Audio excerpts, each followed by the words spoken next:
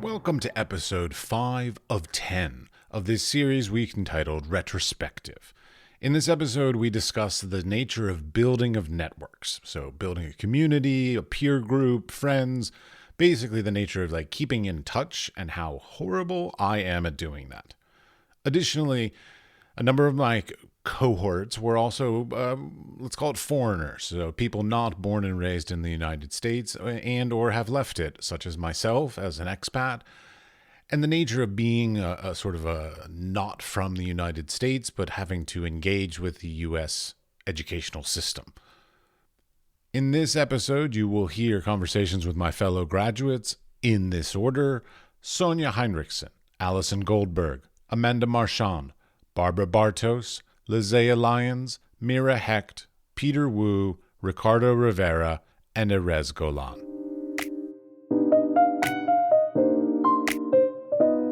Yeah, so actually my situation is almost similar to yours because I left right after grad school and went back to Germany. So I lived in Germany for, 3 years, even though within those 3 years, I would come back to the United States a few times for artist residencies, but they were not in the Bay Area. They were elsewhere in the country. So I actually feel the same way, that I severed a lot of my connections to teachers and to everybody. And then when I was back here, I was not here most of the time, meaning here, the Bay Area. I was mostly, elsewhere at artist residencies.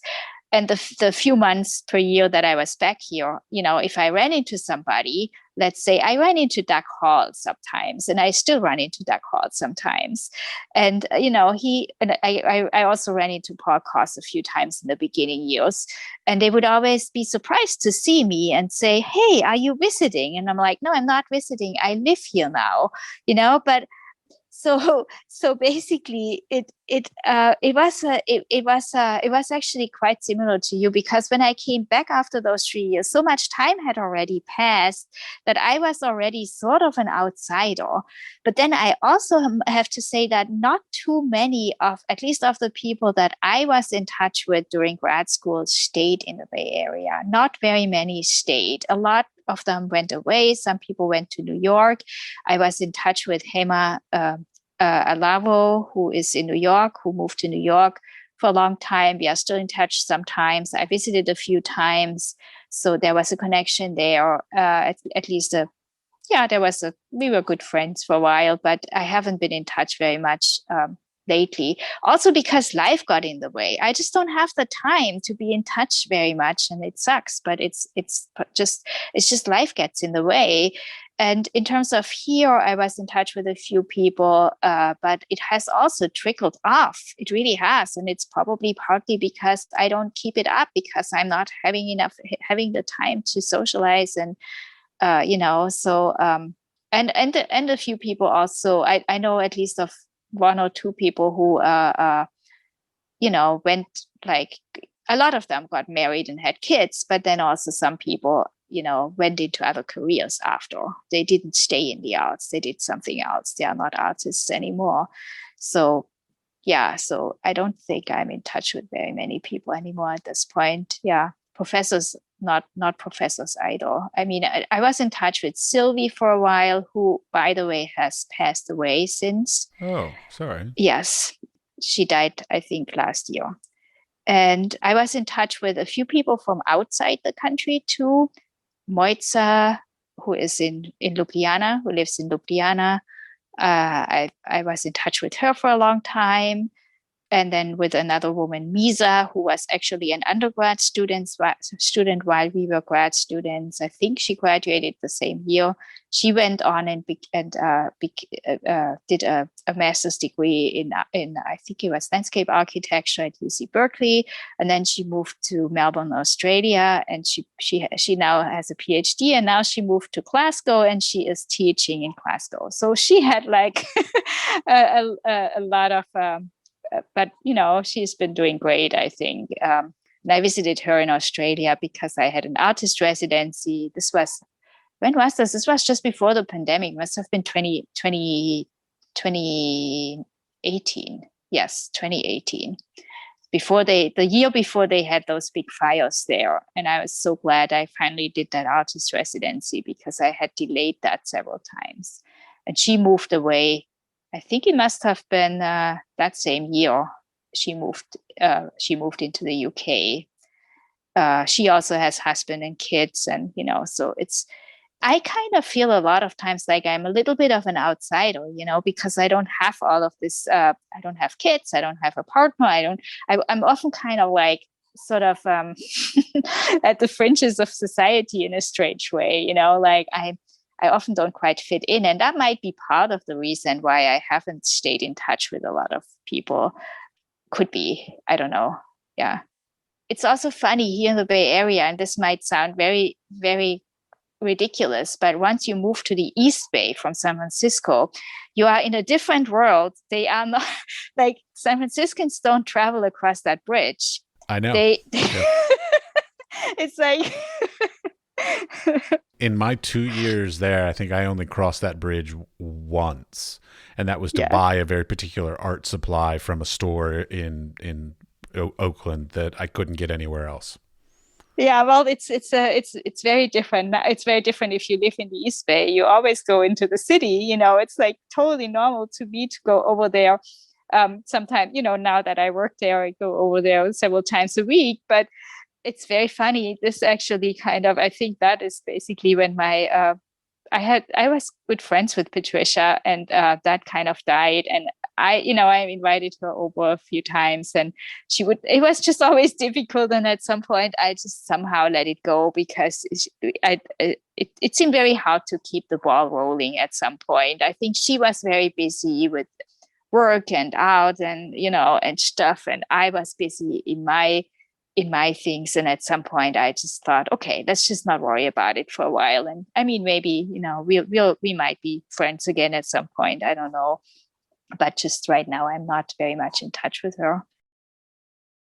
Okay, I want to go back a step because you brought up the fact that you moved and you had to learn a new network and a new group of people. This is a mistake that I believe I made in my career numerous times, which is leaving, basically moving to somewhere new. And like you said, having to sort of rebuild networks and figure out the way the system works in that new location. So so you graduated and then you moved to Los Angeles. You were there for 10 years and then you moved from Los Angeles to North Carolina. So how did those movings and those changes of networks and changes of situations affect your career, I guess? I think I might frame it more as identity rather than career. Frame it however you'd like. That's fine. Because I didn't really have a career. So I think moving from San Francisco to LA, San Francisco is a very provincial city. And it is. It is. Okay. I was only there for school. Like I literally landed, went to school and left. And I didn't really get into being in San Francisco. Yeah. I mean, what I mean by that is, and it's since changed since we lived there because of the whole .com industry. But growing up there was a whole countercultural movement.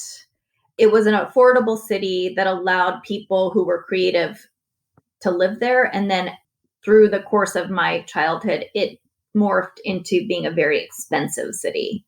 The people who, when we lived there, who could afford to support the arts, they were old San Francisco money, and they were very conservative and not really interested in supporting contemporary art, in my opinion.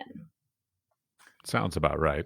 And so moving to Los Angeles, where it is so much about youth culture and the film industry and the music industry, many of those people who are successful are young and they have a lot of money and they're interested in supporting other creative individuals.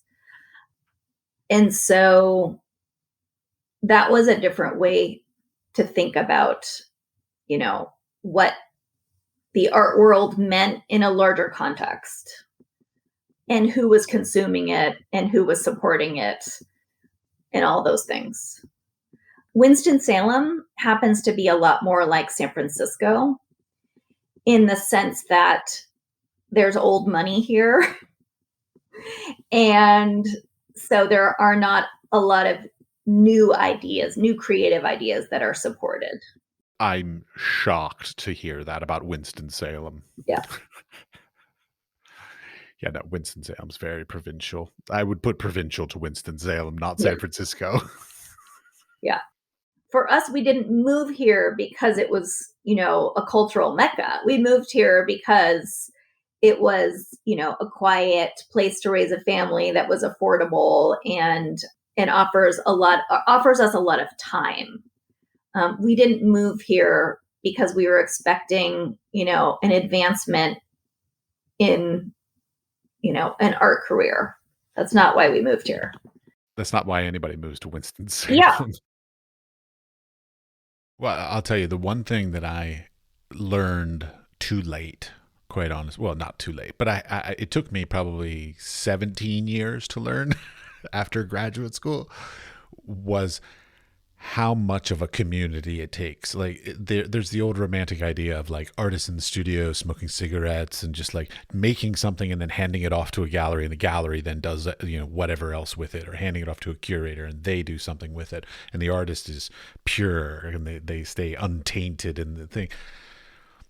In the honest to God truth, those are all relationships. Like, so they are your community, and you had to, from the get-go, and it's always been this way, I just didn't realize it, is that you should have made strong relations with all of those people, because it takes those strong relations to take an idea an artist has and manifest it, and then get it to the right places and get it to the right exhibitions, or the right collectors, or the right publishers, or whatever. And those relationships are the fundamental nature of it, because otherwise you're just somebody that's making something in your garage and it's not getting to the right places or the right people, and you have to have those connections. Sadly, I didn't realize that until just maybe 3 years ago. Well, it's a good thing you realized it now. And I would say once you realize it, you got to put it to use. I know. I told Lizea when we were talking, I was like, when I went to grad school, I remember saying this to somebody one time. We were out like drinking somewhere, and I said, I'm not in grad school to make friends. I'm here to get my degree so I can teach. And that is so wrong. Like, that was completely the wrong way to do that. Going to school is about the community that you then create from that, and the piece of paper it's just a piece of paper. It's actually not your career. Your career is the relationships you build. Yeah. And I've now learned that at 45 years old. Yeah. Well, at least you've learned it. That is something. At least I learned it while I can still do something about it. Yeah. No, I wish I would have made friends. I would have liked to, but I've always felt like, speaking of being an expat, I've been living outside of my country since I was 24. And I still am adapting. And now I changed the country and I changed the language. By the time I got fluent in English and, I can speak in jargon, I left. So, and here I almost have the same thing that I had at the beginning in US. I felt self-conscious. I have an accent. It took a while. I think I understood everything, not in terms of language, in terms of how things work, in terms of, culture. And I wasn't cool. I don't drink. I don't smoke. I mean, I drink a glass of wine like that, eating, but I'd never been cool, so I'd never been part of the the cool kids. Never. Why is drinking and smoking the cool Because kid thing? if you don't do it, nobody you're like boring. Nobody's inviting you anywhere. They are both very social oriented things for sure. Yeah. All I'm trying to say is that I was battling for a good part of my time there this thing of being self-conscious of being from outside and not understanding everything. So again, I kept blaming that as maybe that's why I didn't make friends. Maybe that's why I didn't know how to function. And obviously, if I would have made more friends, probably I would have learned a few things and in the moment that I could have used, not after. Well, I mean, you brought up the issue of like connections and staying, and this has been one of those big things that I have realized in my age and distance and time, that I made a huge mistake in my career, because I always thought that I would go out and experience the world more. I would go out to different places and try different things and all this. And what it ended up doing was ended up cutting a lot of my networks and my ties to a lot of the people that could have helped me to actually have built a better career. And so that's actually one of the large things that like I realized, like, oh, I would never recommend that to anybody. I mean, like having a home base somewhere and then going to residencies or going on trips or even just like taking a year off and doing a project, whatever, that's fine. But like staying somewhere and keeping those connections, I realized that was one of probably the biggest mistake I made in my career. Like San Francisco, like pretty much within a month of graduation, I was out. Me too. I was like, see ya. Like, just done. Well, it was expensive then too. Well, yeah, after the .com boom and all that. And I had moved there in 1992. So, I was there for 8 years. So, or 93. Yeah, no, 92. I was there for 9 years. And I just sort of wanted to be back closer to the East Coast. And I'd always wanted to live in New York. And yeah, again, I was like, I just turned 30 and I was like, whatever. Like, so I don't know what I thought was going to happen in New York either. It wasn't like, I didn't have this sense of urgency of like, I need a New York gallery, because I had signed with the gallery in San Francisco. And then again, like, I think maybe I thought I was going to teach. I didn't put a whole lot of effort into that. And yeah, I honestly just didn't worry about it because, again, after 9/11, we were out of our apartment, and it was just like, that was the furthest thing from my mind. So, but, and then having the gallery there at least, and I did 5 shows with them. So I did go back and forth, but yeah, I agree with you. I mean, I think it would have been better to maintain those connections a little bit more. Well, a lot of the I mean, it sounds bad, but a lot of the successful stories I hear, I put that in air quotes for a reason, are people who were the teaching assistant to somebody and then continued to have relations with them, or they were a studio assistant to somebody and then they continued to have relations to those mentor apprentice kind of relationships, those kinds of things. I even know some people that just stay in contact with some of their teachers even 20 years out, and I'm just like, I haven't spoken to them in 20 years, and I didn't even speak to them outside of class when we were there. It's funny because I look back on my college, and stupidly, what I thought the point of going to get an MFA was the degree. I thought the piece of paper was going to make it so I had the credibility to do whatever, be a gallery artist, be in institutional exhibitions, teach, whatever the kind of thing that would give me. But I now, in hindsight, look back and I'm like, no, the MFA program is where you build your community. So that it was all about who you met and who you got to know and who you were influenced by and all this. That because a lot of those people ended up being curators or gallery owners or other things. They weren't necessarily artists in their own rights, but they were the people that could have supported the building of my career that I didn't put the effort into getting to know them and be their friend because I was so focused on getting that degree. Right.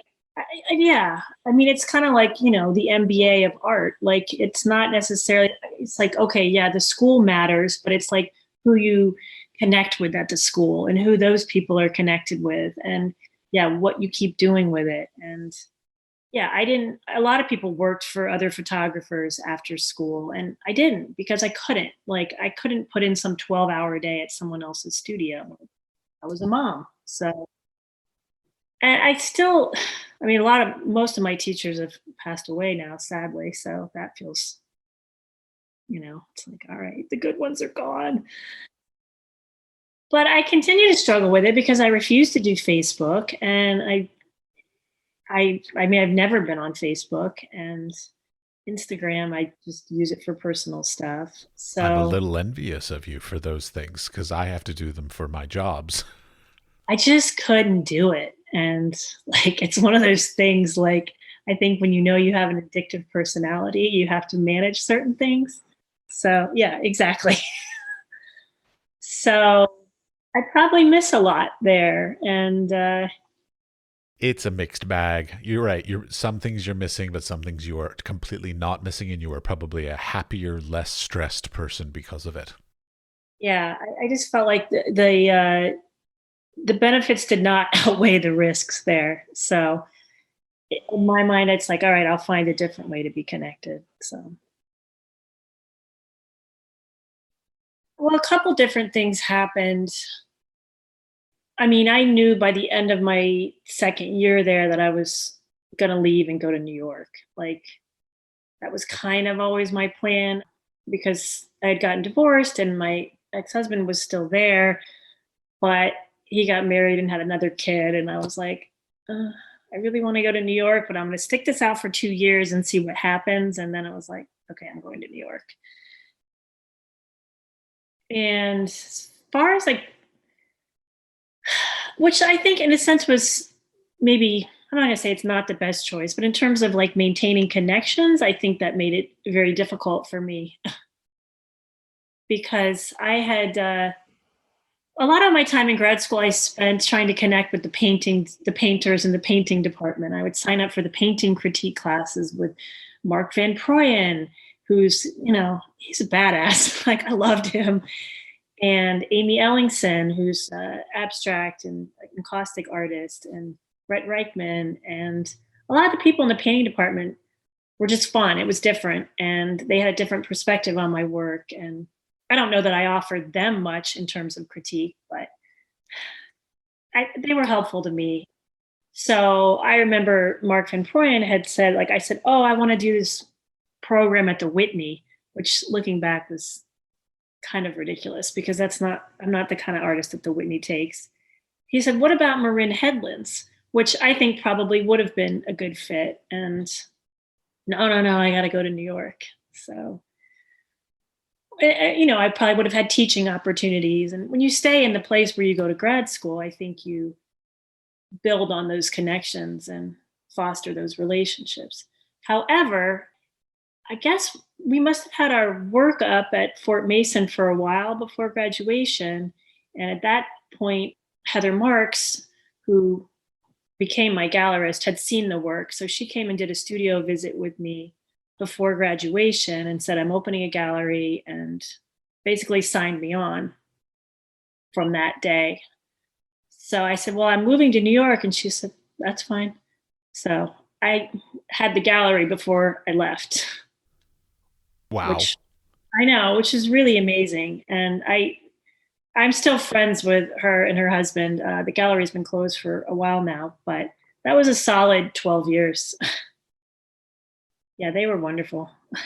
And that was such a good time too. I mean, 2001, and then, the galleries were on Geary Street, and it was just so different. And like, I remember her coming to my studio, one of the studios we had on Chestnut Street, and I was so nervous, but it was fine. So we signed papers, and that was that. And I graduated and picked up and moved to New York. And then we moved to lived in Lower Manhattan. So 9/11 impacted us quite a bit.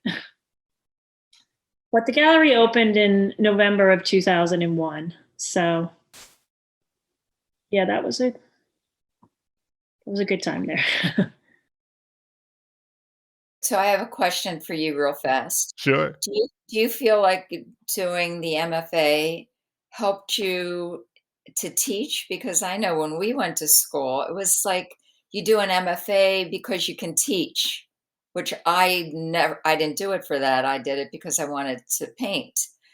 But I mean, I love to teach. So I'm trying to think, did that help me? Okay, for me, the MFA didn't teach me any skills in teaching. Like having my MFA did not make me a better teacher. You were a TA No, or you were not? I was. maybe I was. I don't know. Maybe I was. I don't remember. Had to be. I think we did have to be, didn't we? Yeah. I I don't know was a who I did it TA for. for a couple painting teachers. I mean, I just think I'm a good teacher. So, I mean, I love it. I just do it because I love it. Yeah, my family, my father's a minister, so like I sort of came from that sort of help Yeah. people be part of the community kind of background. So for me, it's hard. Okay, there's sort of two sides to this. The master's program did not teach me to be a better teacher. The reason I went to get my master's was to be a teacher. So that was always my plan. It was never anything.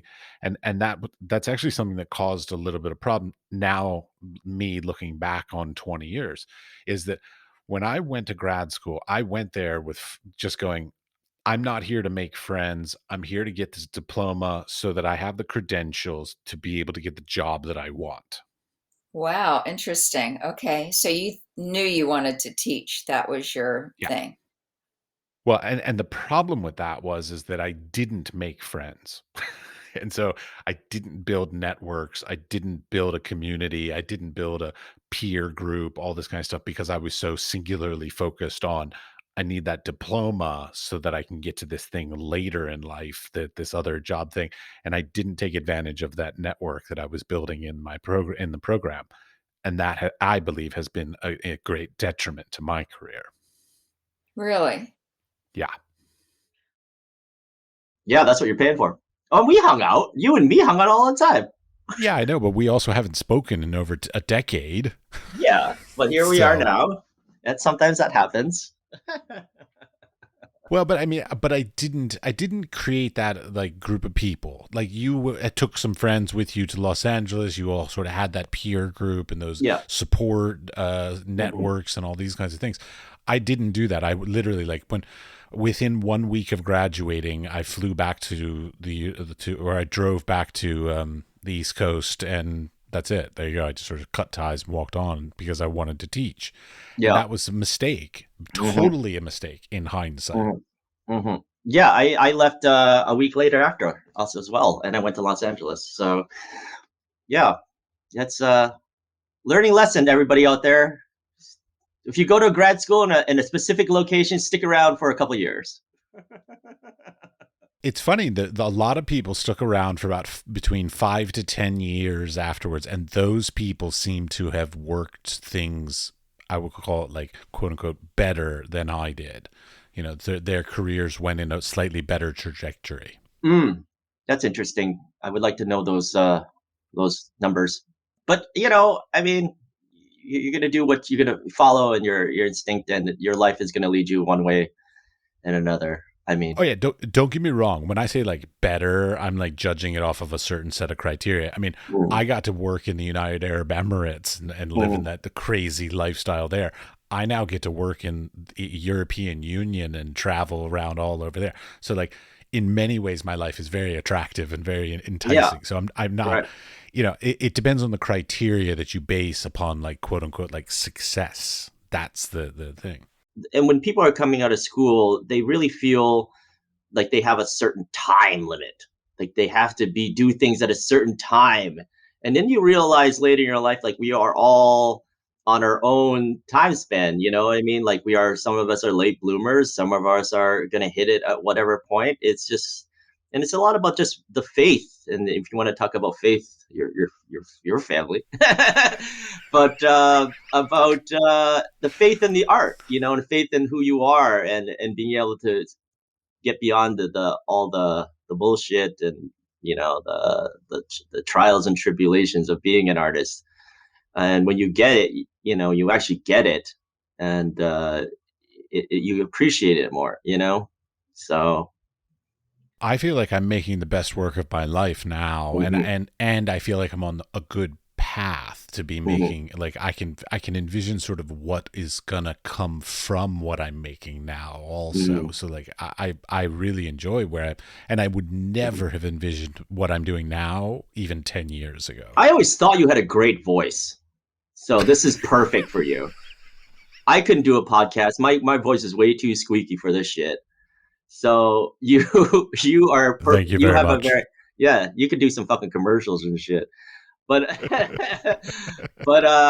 yeah, you have that big baritone like assertiveness in your. Yeah, my father being a priest, it's sort of he taught me to enunciate. You are already a very good speaker. That's for sure. Now I just need some intelligent things to speak, and then I'll be good.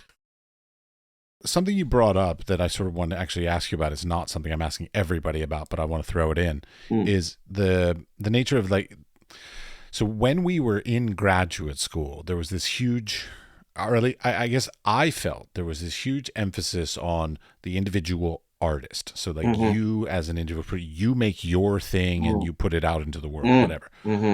Whereas these days, and from what you've been talking about with Epoch and everything else that you've been doing in the past 2 decades, collaboration and working together seems to have become a more important thing. Do you feel like that has always been there and we're just catching up to it, or is it an actual sort of trend that's been changing over the past couple decades? I wouldn't necessarily say it's a trend. I would say that with the advent of social media, I think that became something that was really important, building community. And especially with the idea of NFTs, a lot of conversations about how do you build community. And I think it was just a natural progression for me. You know what I mean? It became organically right to do such a thing.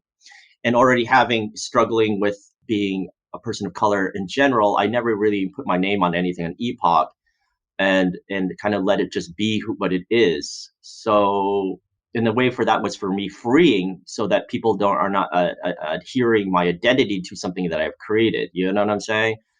So, and being community, being community based is more helpful for within this world of social media and stuff like that. I think it makes more sense to be that way.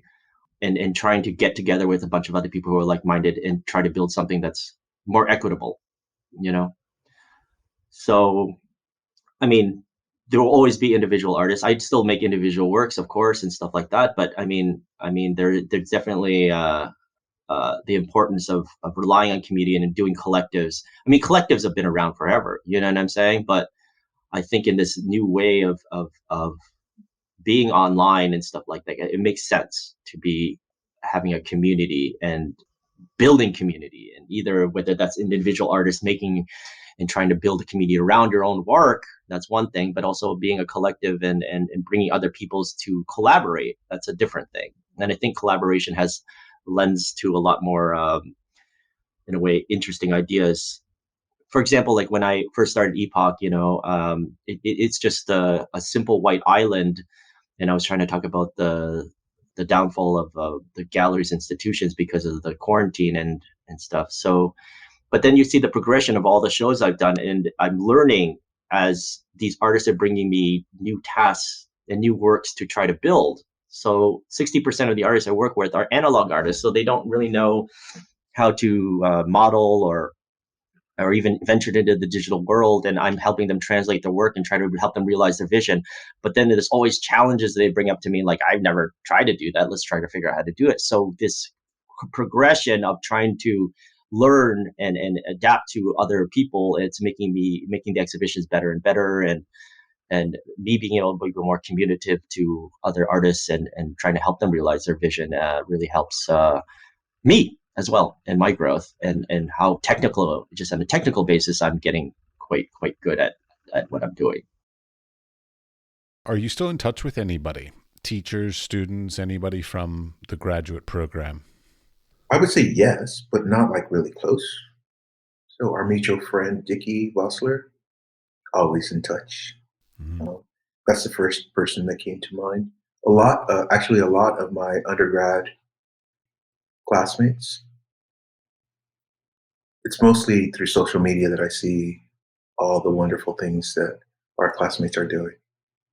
I'm just wondering because a lot of what people keep bringing up when they talk about arts careers is the fact that like while getting the degree, like getting the diploma is great, the people you meet in an MFA program are oftentimes like the people you then sort of go out into the world with. That's something that I haven't mentioned, and the importance of this kind of education is, especially, for example, in the new genres class that we're in, where we're exposed to media outside our own personal, focus. And it's really important if we're speaking to artists who want to go into these programs, that you pick a program that has variety in their students, because those students are going to be what you're describing. What would it be called? I'm thinking go-to people to ask, Peer group, your critique group. that peer group is going to continue alongside parallel with your future.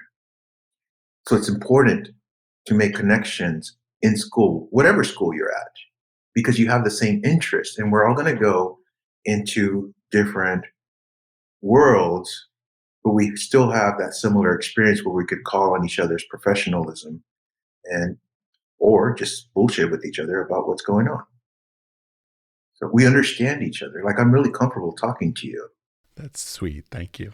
It's not the case with everybody. Like there's a certain level of trust that's developed in peers, and you understand who you want to be around, because naturally we have people, just like in real life, that we're like, oh, I don't want to hang out with that person, but I could talk to them about art. But this person I could go, hang out with and not talk about art, and it's going to be cool. I feel like our year, of course, I don't know the years before of graduates or not, but like I feel like our year did not stay very close. I only know it's like so far I've spoken to like you're like the 9th or 10th person, and only like 2 people have even said they keep in touch with anybody. Like it doesn't seem like a lot. We all kept in touch with each other, and I don't know if was intentional by the professors to sort of create a competition-y kind of feel, or whether we just weren't close to each other. Yeah. In school? No, in school I felt very close, but like as soon as school was out, like everybody just scattered to the wind. Yeah, so for me, the way that I stayed in touch is wherever I would go, I would say, well, who's here?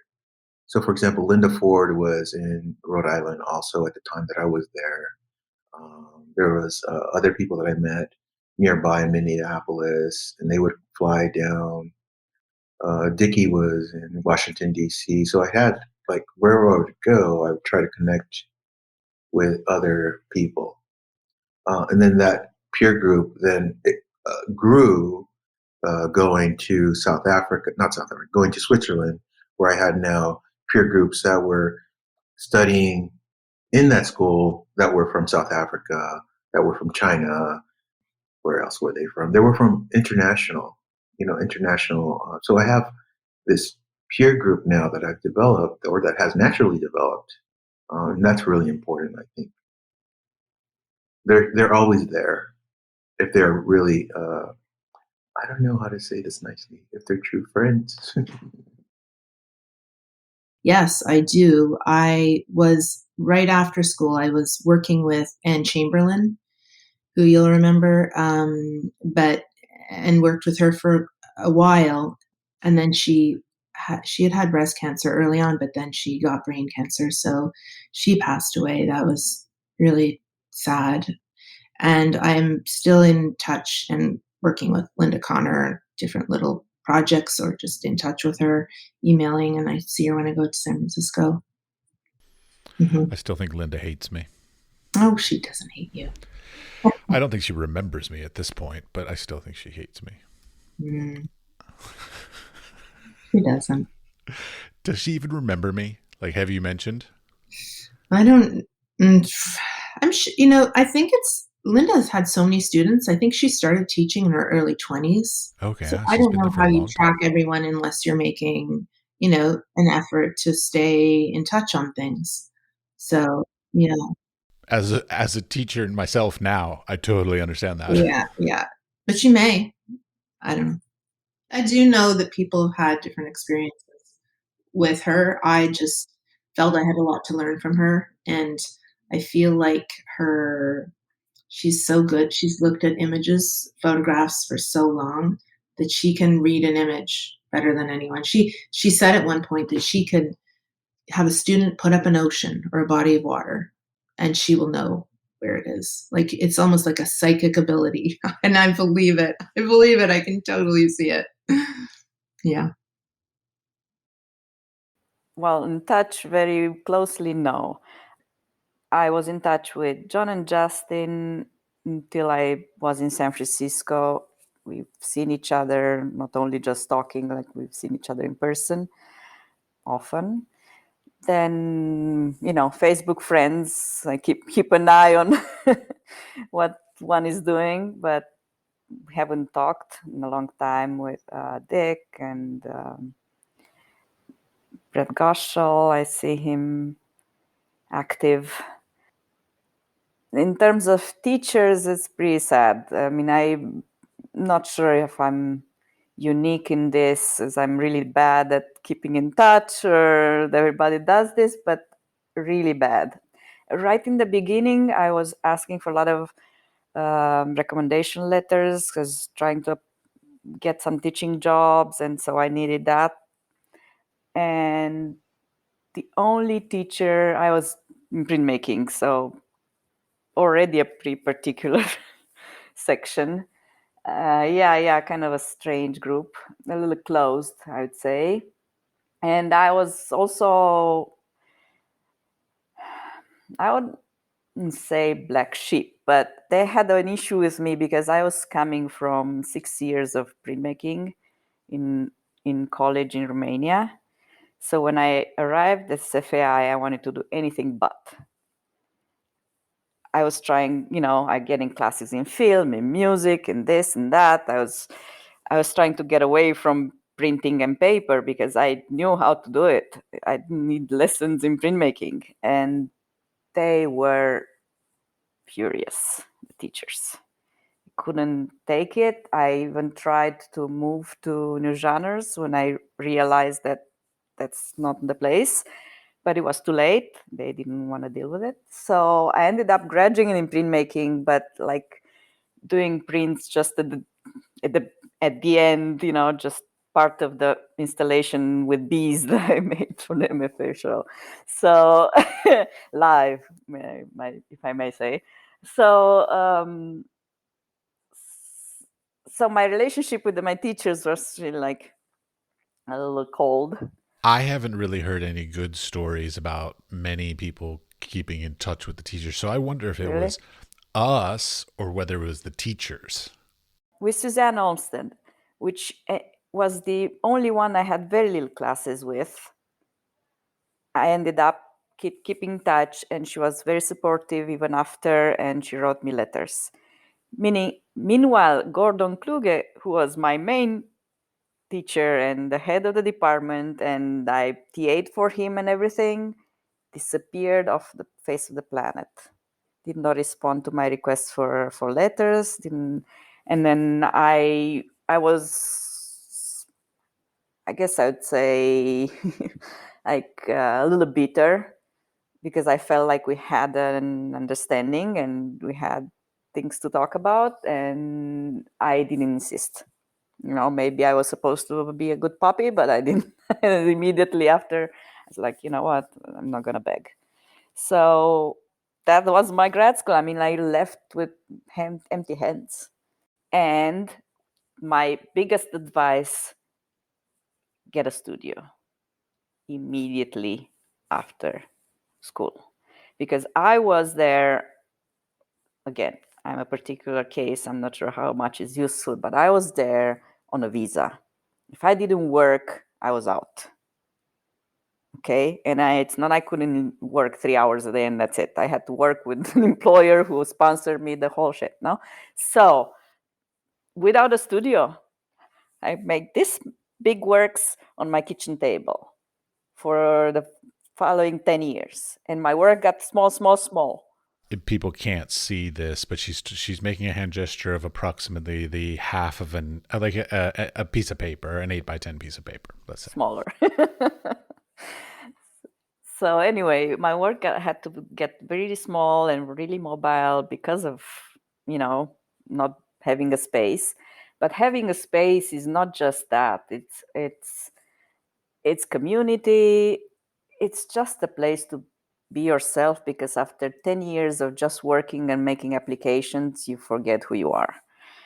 After another 10 years of having a kid and moving to another country, you really forget who you are. But yeah, studio, it's really helpful. Studio keeps you in touch with others. And another thing that I realized that I should have done, obviously too late, is to the 3-4 colleagues that became friends, with whom you had a good connection, make a group and exchange, a drawing a day, a conversation. Keep yourself between yourselves working, I often joked that I wanted to do like Friday night, what I call like poker nights, where like a bunch of artists just came together, played cards, and just like everybody brought a piece of art that they were working on that week and just sort of just got feedback. So sort of a social reason to, playing some cards. Yeah. And you also talked about your arts and what you were thinking about with your work. I've never done it. I've been talking about it for like 30 years, but I've never done it. I was fixated with Cinematheque. I really introduced a lot of my American friends to Russian movies that they've never heard of. And I really like that, that's something that I enjoy doing. I would make a dinner and, one thing and watch a 6-hour movie. But that's also a way of having a conversation, and to which you can attach also your work. Facebook, I guess, is the only platform that really allows me to do that. So I do follow, I am, friends, if this is the term, I guess, but I keep in touch with Jack Fulton, who I love dearly. Again, one of my favorite guys ever. So I kind of follow him. I see what Amanda is doing. She's got her kids up on Facebook sometimes. I try not to, I have to say. I've never put my kids' faces on Facebook. I'll give them the time when they grow up. They don't need to, kind of the opposite of what Lizea was doing back then with Ramona. Yeah, Ramona is married now. Really? Uh-huh. Wow. Yeah, Ramona's married, living in Ohio, and Lizea has moved from New York down to Florida, which is where she grew up. Oh, wow. So that's nice. Retirement. They always go to Florida. I was about to call it retirement, and I was like, she didn't retire to Florida. She just moved. She just chose to move. Yeah. So I do keep up with, some people. The thing is, I was actually trading a lot of artwork with, kind of our peers when we were at the San Francisco Art Institute. So I've got my entire house is covered with artwork from, our peers back then. So I actually see them every day. I remember, I'm reminded of them every day, which is great. I was really saddened. You remember Henry Wessel? I do. Yeah.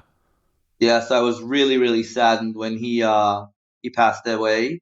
I still remember his puffy vests that he wore every single day. Shorts, and a red puffy vest. Yeah, such a great guy. Super, super positive. He was always positive. Yeah. Like, I couldn't tell if he was just stoned all the time or he was actually just that positive. He was just positive. And I actually TA'd for him twice. I TA'd, I think, 2 classes for him. Ended up being a great, great experience. I still quote him to my students, actually. His Really? whole ethos of it, like, if you're going to be a street photographer or a documentary photographer, his idea that he would go out every single day and shoot 5 rolls of film, regardless. It doesn't matter whether they're amazing or whether they're stupid. You just get in that habit of shooting 5 rolls a day, every day. And over time, you'll be able to then go back and find a series or an interest or a topic or whatever. But the consistent nature of just like saying, I'm going to set these sort of, I would say limitations, but I'd say like I set these guidelines for myself of 5 rolls a day, regardless of the topic, always be shooting.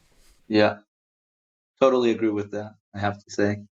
So I think for me it was when I was, when I was teaching, you always have to deal with a student who comes up to you and say, I've got this kind of artistic blockage and I don't know what to do. And, I can't think of anything. And it happens. I mean, honestly, it happens. They're totally serious about it.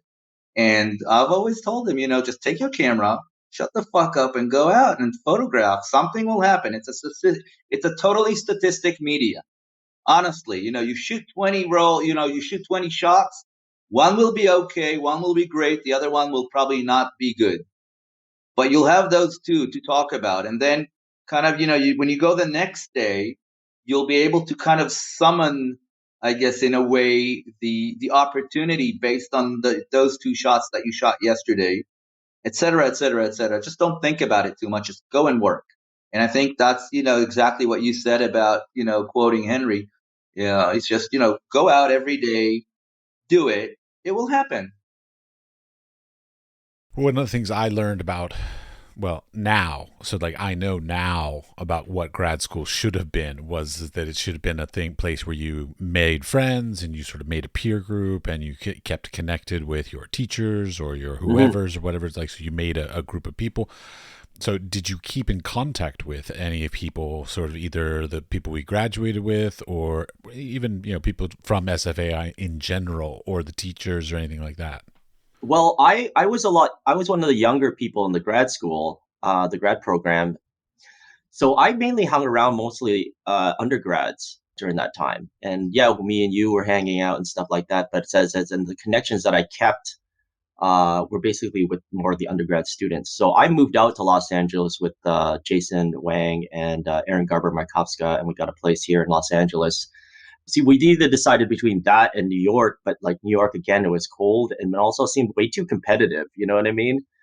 And it seemed, and it was a lot closer to come to LA from San Francisco, obviously. And there was just, the scene was just starting here in LA in the early 2000s. So we thought it'd be a great place to kind of hunker down. The rent was a lot cheaper and living expenses were cheaper. So that actually was a really good decision. And unfortunately, though, after grad school, and when you leave grad school, I think you're supposed to stick around for a couple years, maybe after grad school, to kind of maintain those relationships and stuff like that. And I just bounced right away. I lost many of the connections that even like trying to apply for grants and there, once you leave, you can't get any more regional or city grants or anything like that anymore. So kind of fucked up there, maybe. Oh, me too. Yeah. But otherwise, coming to LA and the community that was here, they really supported what I was doing. And right after I got into grad school, I started working for this gallery as a preparator, and then they actually ended up showing my work. And I was fortunate to go on all these art fairs and be within a higher end community of artists that were really influential of me going to grad school. So like I was showing with like Mike Kelly and Albert Olin and Paul McCarthy and all these artists. And I was just this young kid, person of color, and I didn't know if I really fitted. And I still don't know if I do. But, everything is an accumulation of experiences, which actually led me to where I am now. That's including like creating a virtual gallery that I do now called Epoch. But even before then, I was making work after grad school. I wanted to tell you this. I thought about this before. I think I am a particular case because I'm a foreigner. I came from a different system and I didn't understand what I'm getting into in grad school in America. I mean, I wasn't prepared to pick my classes. I had 6 years of college where the classes were assigned per year. First year of printmaking, you do the graphic arts, it's called in Romania. It's not printmaking. You do both computer and traditional. But you have calligraphy, you have history, you have philosophy, you have all this stuff that you have to take. And they're mandatory up to the 6th year where you get to choose a few things. But you're not moving around. You choose when you apply to go and be in that department. Was it also a point like you chose to be in a department / like a particular professor to have as your mentor, kind of like in their studio? You already have from the first year a mentor that follows you for the 6 years.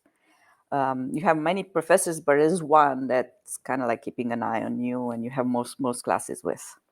I know, because I went to teach here in the Czech Republic, and on the application form, it asked who was my studio, like what studio professor, like was in Germany they do this like, too. They still do this very, like old school, like the master's class. You choose your master. In our case, it wasn't for you, but exactly. But anyway, the point is very, very different than SFAI, or at least American school anyway. Was there anything that you ever turned back and you were like, God, I wish they had taught me this? No, not so much. I have to say that the only thing that I did experience a little bit, I think, was the being kind of not an international student anymore, but kind of an international person living in San Francisco and actually in the art world.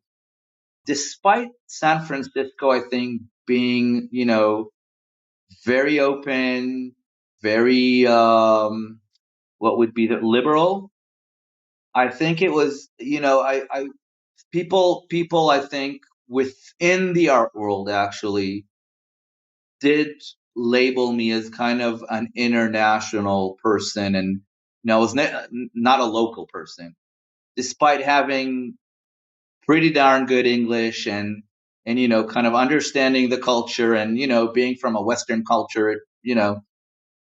Israel is not that different in that sense, but you always to some extent feel like an outsider. And I think that really stayed on for me living in San Francisco, but maybe someone coming from North Carolina would feel the same way. I mean, who knows, honestly. Oh, I've been an expat now for almost 10 years, so like I get it now.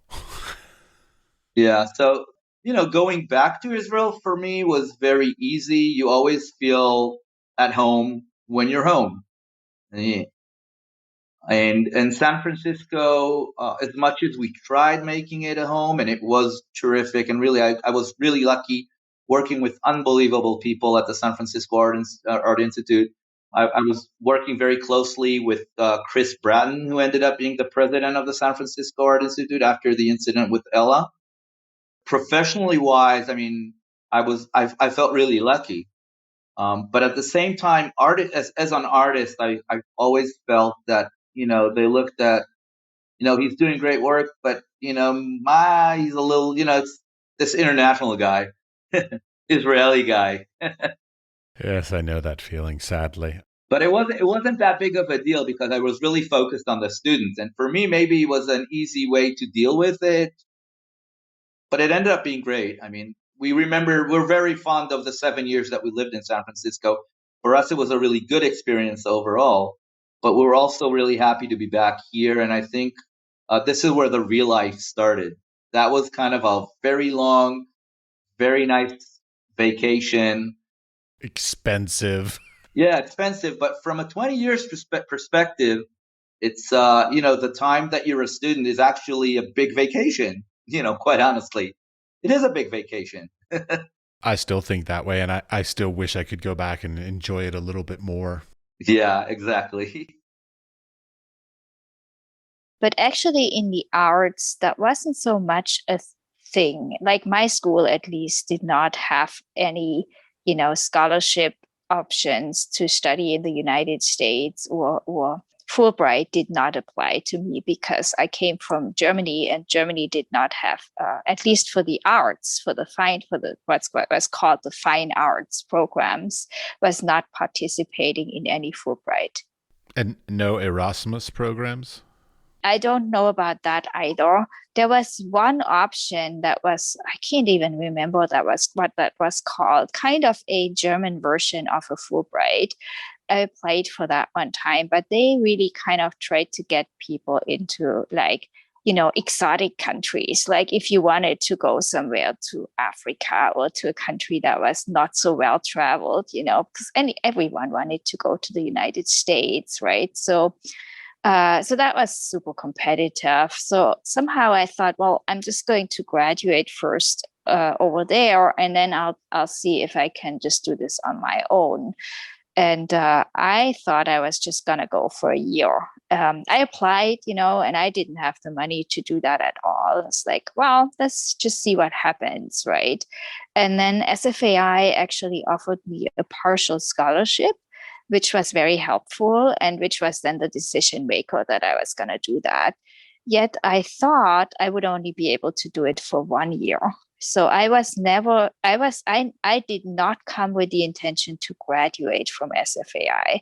I came with the intention to do this as a personal experience kind of thing, like on top of my arts education in Germany, which was pretty long, actually. It was like, I think 5.5 or even 6, I think even 6 years, because I did one major and I did a second major on top of that, which added another 1.5 years, I think, like 3 semesters.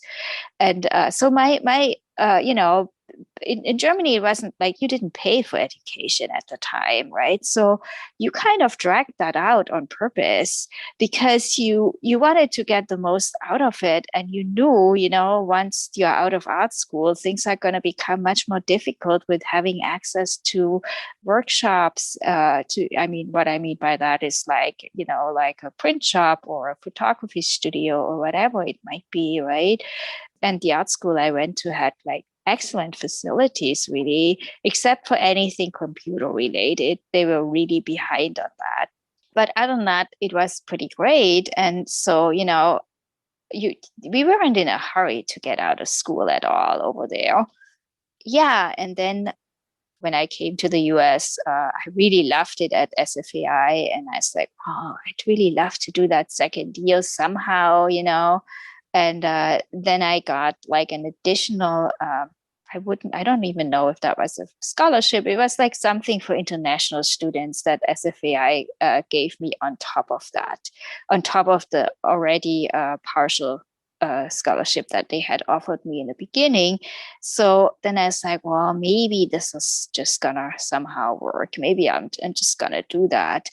And my then boyfriend also helped me out in terms of, loaning me some money because I couldn't get a student loan. You can't do that if you are an international student. You basically actually have to prove to the US government ahead of time that you have money enough to sustain yourself for the time you are in the US. And that doesn't mean just tuition. It means life costs, everything. So there was a certain amount that we had to prove that I'd have. And we did this, I can say this now. Of course, we used a little trick, we put all his money into my bank account for a day. And then basically I would send a copy of that bank account statement, so that I would be able to prove it was something like that. And then he also wrote that he was going to support me, which, it was clear that I was going to support myself, but, you have to do these things somehow. And I did it and it worked. And I stayed that second year and got my MFA and I loved it. I mean, I am very grateful for it. And I think, it was definitely something that I never regretted. And I think it also gave me the possibility, at least, or the option to do all the things that I did later with artist residencies and all of those kinds of things. And I guess I can say that, because I don't have student loans to pay back. I mean, life has been super challenging for me in terms of financial because I'm mostly just an artist and I have odd jobs here and there. I do not have a teaching position because that actually was kind of, I went back to Germany after grad school, and then it took me a couple of years to get a visa to come back to the US, but I did not have a work permit until 7 years later. So that means I was not able to take any like position, like even an adjunct teaching position where you would, where you would kind of work up toward an actual teaching position, a professorship.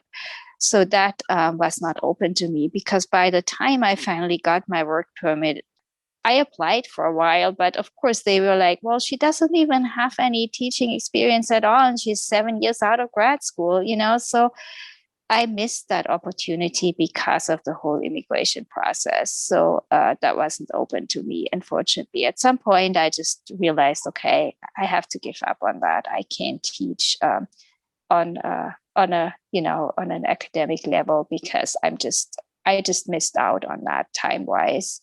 Well, but you missed out on it because you sort of chose you chose to continue to be an expat. I'm sure if you had gone back to Germany, you probably could have gotten a job teaching. No, not in Germany. In Germany, it's really a different system, or it was at the time. I don't know about now, but in Germany, to get a teaching position at an art school, you had to have a PhD. No. There were no PhDs in the arts. Okay. You had to be very acclaimed. You had to have like exhibited in the Venice Biennial or something like that. It was just like we had people like Joan Jonas teach at my school. She was actually my teacher. Joseph Kossuth was teaching in Stuttgart where I went to school. All our teachers were like highly acclaimed people. So that's why, no, in Germany, I would have never gotten a teaching position. No, maybe in another European country, that's possible. I don't know. And I don't know how the situation is in Germany now. I have no idea.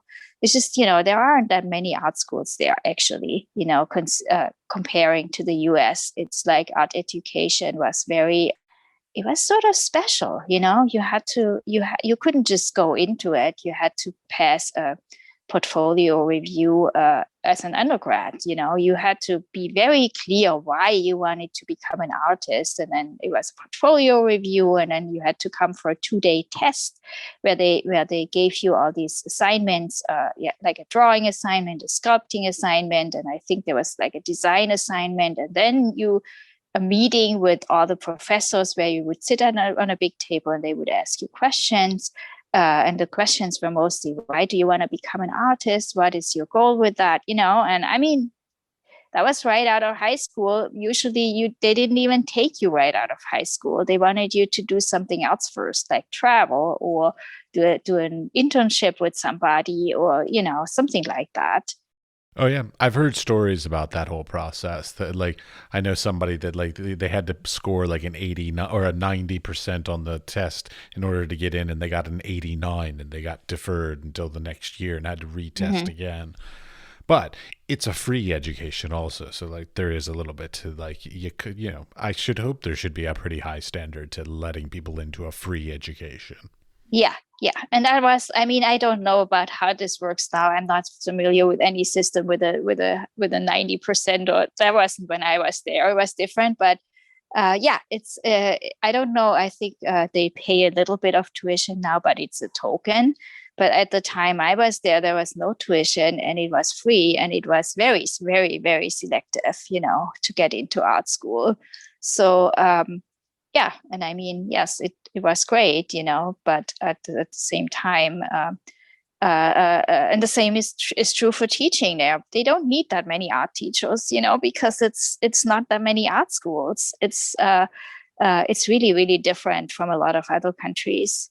And yet Germany's incredibly well known for their artists. So it's sort of fascinating. There aren't many art schools, but the few that do come out are really, high profile and quite spectacular. So interesting. Yeah. I mean, in Germany, I really don't think any teaching would have been an option at all.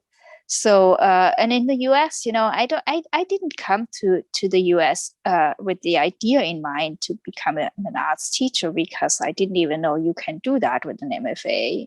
I thought you needed to be super famous, just like in Germany. So the idea even only came later. And then I tried, once I had that green card. And that was around 2007-8, I think, when I got that. And it was just too far out, as I was saying. And I just at some point just thought, I'm wasting my energy trying to apply for those jobs. I never even got an interview. It was also when the financial crash kind of hit. So so then I just started doing, I just did my artwork as I had before, went to lots of residencies, or continued doing that rather.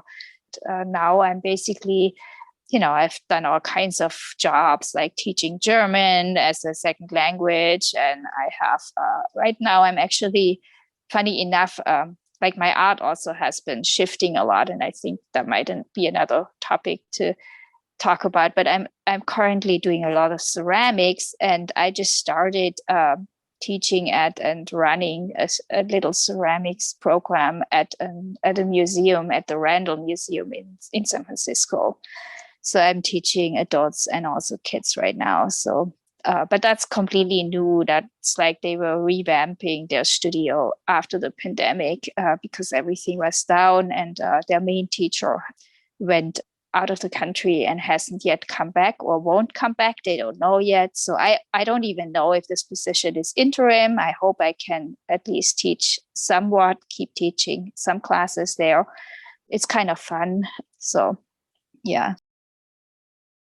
The hardest part about being here is that the arts community, like I was out with the lady the other day, it was like 3 months ago now, but feels like the other day. But I was out with this lady, and she's been in the arts world here in the Czech Republic for like 40 years. And I asked her, I said, hey, I've been here for 4 years. How long will it take before the Czech arts community sort of embraces me and lets me exhibit here? Because they don't let me exhibit here because I'm not Czech. And she just turns to me bluntly and just goes, never. I was like, all right, well, that paints a very clear picture. Thank you very much. Yeah, I mean, that was my experience in New England. New England is a very beautiful place, but there's a saying such as like the New England welcome. It's very not abrasive. It's very not abrasive, but kind of like standoffish. Like, and also the complexity added of me being a Mexican. It was really crazy to experience discrimination verging on racism in the United States. Whereas in Switzerland, I don't think I experienced discrimination or racism. I experienced this fascination that people had, like I was exotic to them or something, which is a big difference. The level of discomfort that I had in New England was an eye-opening of how far the United States still has to go. Horribly ignorant of these kinds of issues, because of course I am a white male American of European descent, all these kinds of, I am the representation of the traditional art market. So what are some of these difficulties that you've had that you're talking about? Well, I'm Chinese Canadian, so I'm not even American. So you know that huge Chinese Canadian contingency. That's an odd mix. Yeah, Chinese Canadian. So I mean, I'm not Chinese enough to be curated into any Chinese shows, and the art world loves categorization. You know what I'm saying? And it's them for to fit people in boxes, and kind of it's limiting. So a lot of the times they even see my last name and they don't really know how to position me, even though most of the work I've done is nothing to do really necessarily with identity. Now, in saying that, when everybody is making work, of course, a part of you is going into the work. That's totally unavoidable. But, a lot of the cases, if it's not identity direct, they don't know how to place you. And considering that I'm a Chinese Canadian, and I don't have a home. I don't fit in America. I mean, America actually hates me because of the virus. So, Do you actually get grief about that? Like, I've read it in the news, but like, is that an actual thing? oh yeah. There was a lot of racism that was felt, and the tension was high. I even curated a show about artists of the Chinese diaspora, and that was an interesting process. So I send out my mailing list, and usually I get maybe 3 or something unsubscribes to my mailing list, and that's for me not bad. And then when I did the Chinese diaspora show, I got 30 unsubscribes, and mainly from Europe. So thank you. And I was asking my partner about this. Is like, why? They've been following me from the beginning, and they know the kind of types of artists that I've been showing, and Latinx and everybody else. And it was curious. And then she says, well, it's because you actually wrote out, this is a show about the Chinese diaspora. And I think that's when they scrolled down, and they had to unsubscribe and take this out of their lives. So in a way, I thought that was very telling. And of course, I don't give a fuck if they left or not. It's more like that I'm actually maybe doing something important, So that was a cursor to me that, that's something that needed to be said. So that I did that show, and it was called Wonderland. And what I did was there's this Chinese theme park that they tried to create in China that was based kind of like on Disneyland, and they ran out of funding, and all that's left is basically this castle that's basically decrepit and stuff like that, and they haven't torn it down yet, even till this day. And what I did is I remodeled that for the virtual environment, and then I curated all these artworks and artists inside this space and outside the space. So just, talking about these kinds of issues of being nowhere and having, it's complicated. So the ideas of assimilation and the things that Chinese Americans or Chinese Canadians have to deal with. But a lot of the exhibitions that I do are quite subversive, and the ability to react to social political events is what I'm basically going after, and I can do it very quickly. Being a virtual gallery, so some museums and stuff like that have to plan a year ahead to kind of get the exhibition together, and usually I can model and curate and put together the show within a couple months, and then release the show. So in that way, I'm more I'm able to respond to the social political events that are happening quite quickly. So yeah. All right. And it's also building a community of artists that are like-minded and sharing all this work. That's amazing. Yeah, that's another unlearning I had to do. So I mean, I remember I was I don't know if I should be saying that part, but whatever. Let's not go there. Oh, now you want to know. I do want to know. I absolutely want to know what you don't want to tell me. In my whole life, I've been trying to get away from the ideas of stereotype. Okay, so when people see me, they think, oh, submissive Asian, blah, blah, blah, quiet. And I've always, through my whole life, have gone pretty much the opposite of that. And I've done everything where I've kept my word. I only speak the truth. Sometimes that gets me in trouble.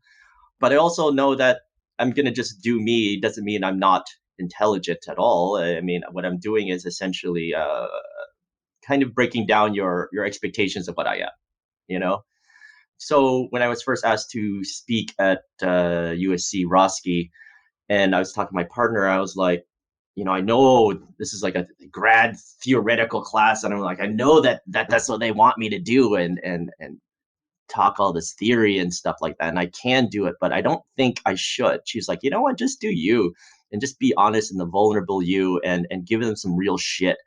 And that's what I did, and it worked out really well. And I think that's kind of what I am, and what they can expect of me. So, but just going back to, I feel really happy about where I am right now.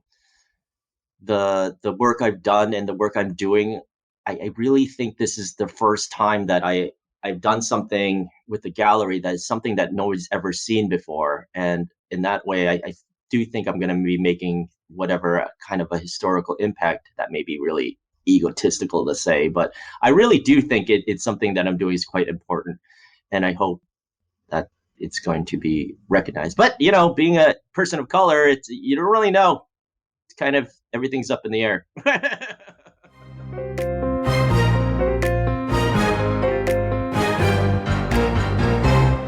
To wrap this up, I'd like to thank you for listening all the way to the end of the conversation.